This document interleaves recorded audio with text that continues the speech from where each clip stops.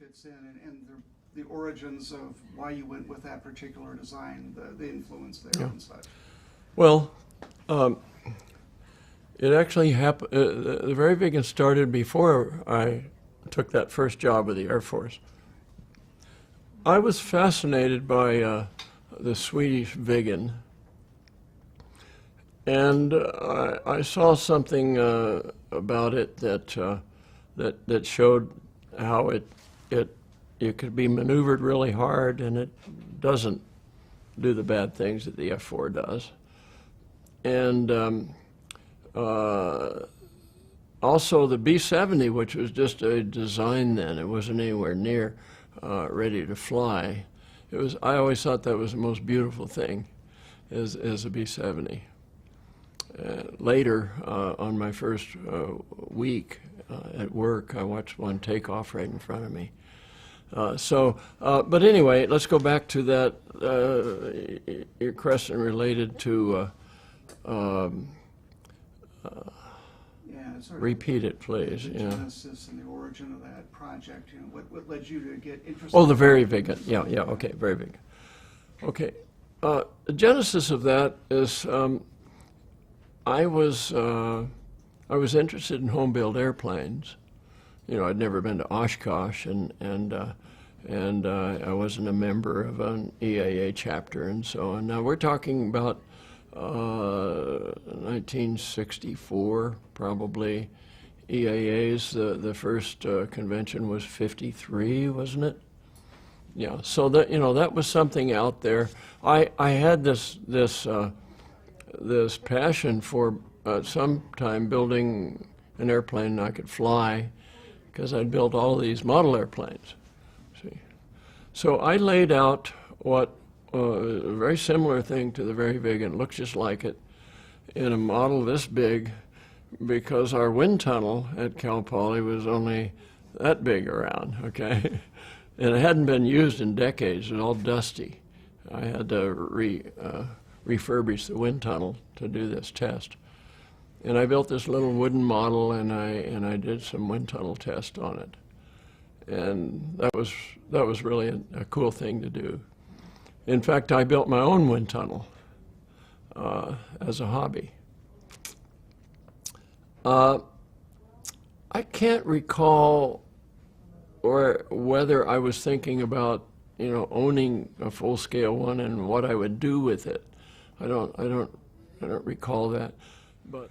And I went out and did some wind tunnel testing with a model which was on top of my car, and I built the Variviggen. It took me 4 years to build it. And it was not quite completed when I quit the Air Force job in 1972. But it flew to Oshkosh in 1972. I completed it in Kansas at Beatty. Well, I will tell you what data I had and what was there that gave me confidence that I wouldn't kill myself on a first flight of really a weird-looking airplane, especially those days when there were no cozies or very easies around, right? I'd gathered data in with the models, both in the wind tunnel at college and on top of my Dodge Dart station wagon racing down the road while I was working at Edwards. And the data showed that I had a stable airplane that was controllable. It didn't tell me what the flaw of the airplane was, and that is an airplane, when you pull off power, it should come down. When you add power, it should go up. Well, the Variviggen was designed improperly, so that if you add power, it goes down a little bit. If you pull off power, it goes up. It's backwards, see? And I had calculated that would be okay, but I had no reason to have confidence that it was good enough.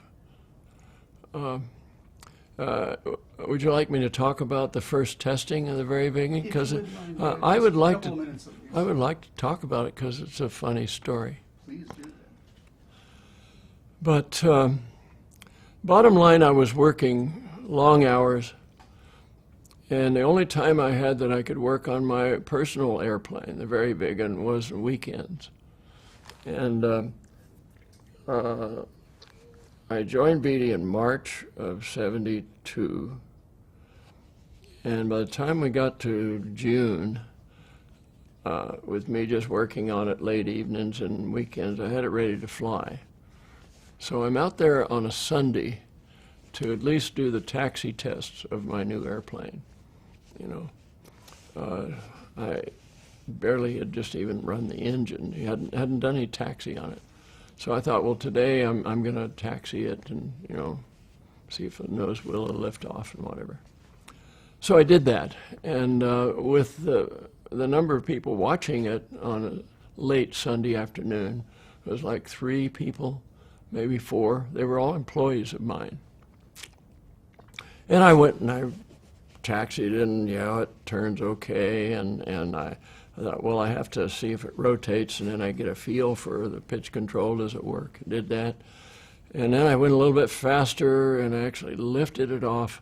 And now for maybe 10 seconds or 15, I could actually fly it real low. So if something really bad happened, I wouldn't be killed. So I could roll it, and a little bit of yaw. I found out it was real bad in yaw, and it was okay in pitch. And I said, this airplane's flyable. I think I could go ahead and fly it, you know. And it was getting late in the day, almost dark, but I realized I may not get a chance to do this, which takes quite a bit of time. You don't just go out and fly, but a new airplane, you've got to be prepared.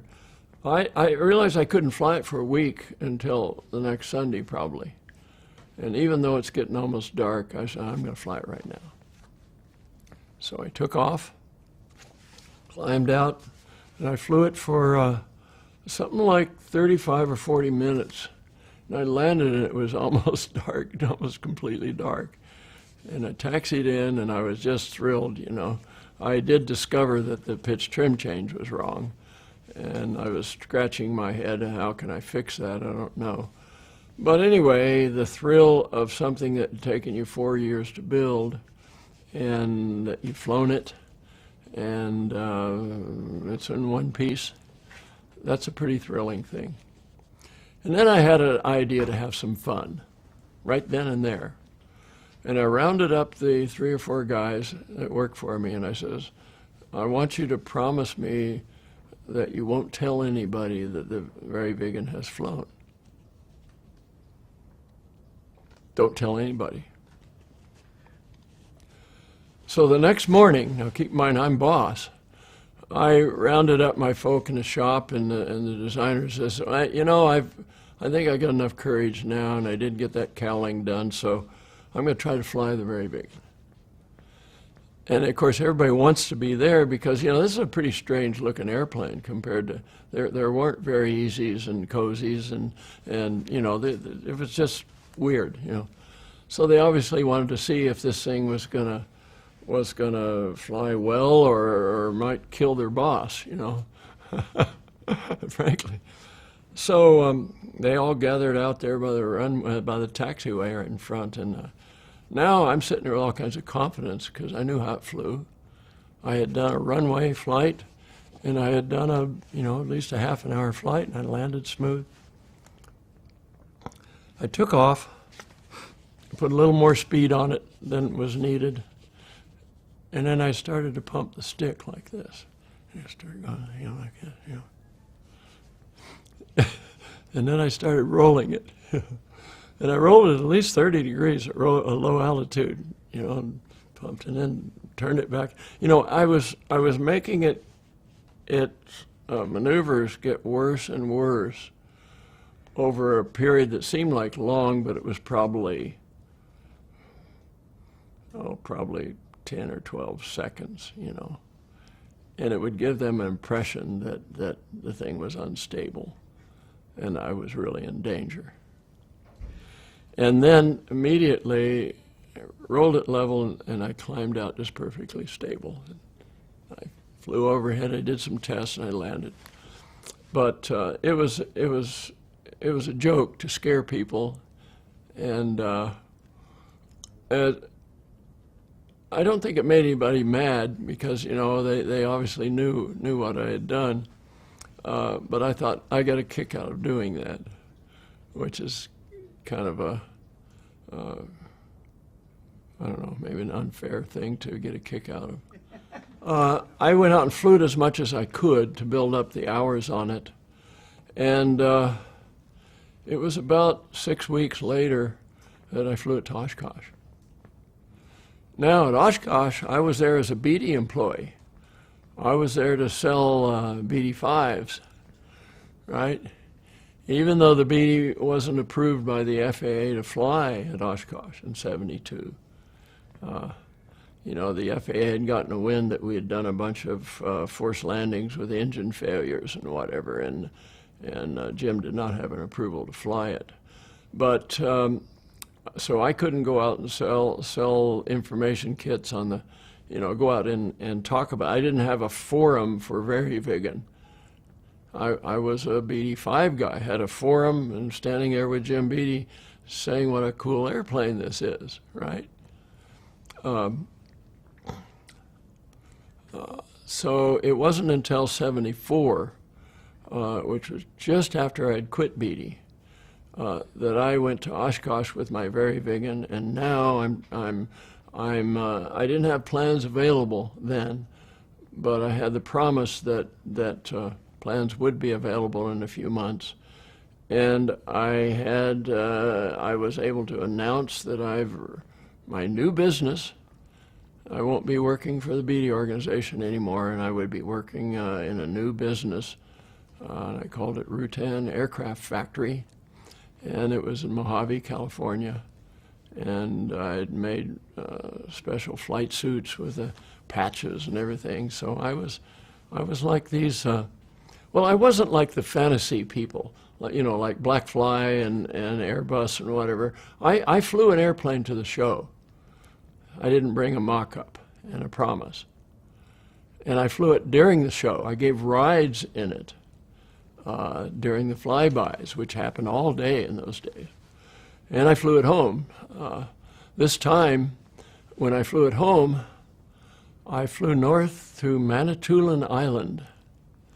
You know where that is in the Great Lakes? No, I don't. And I flew to a large island called Manitoulin, and on that island was a lake, and on that lake, well, excuse me, the Manitoulin Island is in the Great Lake of, I think it's Superior, I'm not sure which one. Okay, and on that big island is a lake, and on that little lake is an island. I always thought that was kind of cool. And my wife and I holding this big trophy, man, thing's that tall, that says Outstanding New Design that I had just gotten at Oshkosh. We had it in our lap, and we flew to Canada and visited somebody who was building the airplane. And then I flew down to Hamilton in Canada and flew a non-aerobatic air show with it. They wanted that. And then I flew it across Lake Erie and flew it all the way back to Mojave. So that was quite a trip for us, real early in the program.